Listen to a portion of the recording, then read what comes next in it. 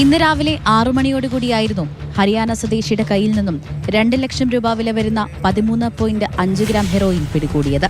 പെരുമ്പാവൂർ ടൗണിൽ പുലർച്ചെ ഹെറോയിൻ വിൽപ്പനയ്ക്കായി എത്തിയപ്പോഴാണ് പ്രതി റിജലി പിടിയിലായത്. അന്യസംസ്ഥാന തൊഴിലാളികൾക്കിടയിൽ ജെറ്റ് ഭായ് എന്നാണ് ഇയാളെ അറിയപ്പെട്ടിരുന്നത്. അമിത വേഗതയിൽ ബൈക്ക് ഓടിച്ചു പോകുന്നതുകൊണ്ടാണ് ജെറ്റ് ഭായ് എന്നറിയപ്പെട്ടിരുന്നത്. ആവശ്യക്കാർക്ക് ബൈക്കിലെത്തി മയക്കുമരുന്ന് എത്തിച്ചു കൊടുക്കുകയാണ് ഇയാൾ ചെയ്തിരുന്നത്. ഇയാൾ സഞ്ചരിച്ചിരുന്ന ബൈക്കും എക്സൈസ് സംഘം കസ്റ്റഡിയിലെടുത്തു.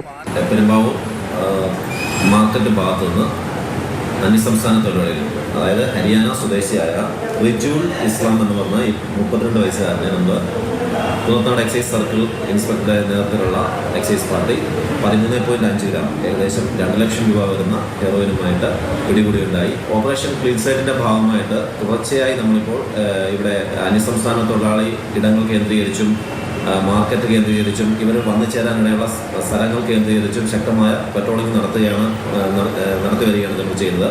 ഓപ്പറേഷൻ ക്ലീൻ സ്ലേറ്റിന്റെ ഭാഗമായി കുന്നത്തനാട് എക്സൈസ് സർക്കിൾ ഇൻസ്പെക്ടറുടെ നേതൃത്വത്തിലായിരുന്നു അന്വേഷണം നടത്തിയത്.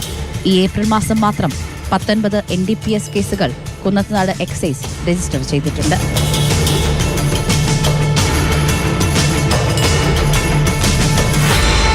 മാതൃഭൂമി ന്യൂസ്, കൊച്ചി.